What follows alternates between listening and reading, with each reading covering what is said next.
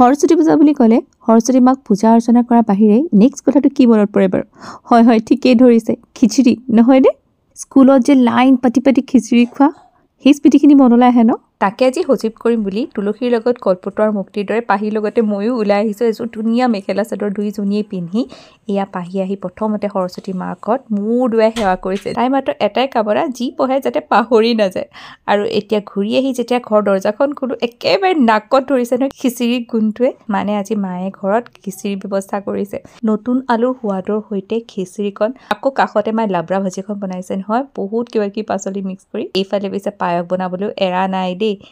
আৰু এটা বস্তু কি আছে জানে, লগতে বিলাহীৰ এটা জ্বলা মিঠা টক, আৰু শেষত এইফালে বেঙেনা ফ্ৰাই, এটা জলকীয়া। বাপৰে, সকলোবোৰৰ ব্যৱস্থা দেখোন হৈয়ে গ'ল। পিছে সৰস্বতী পূজাত কিছুমান শিক্ষা অনুষ্ঠানত পুৰি চব্জিও খুৱাইছিল, কিন্তু কিয় নাজানো এই খিচিৰিকণৰ প্ৰতিহে দুৰ্বলতাটো আছে।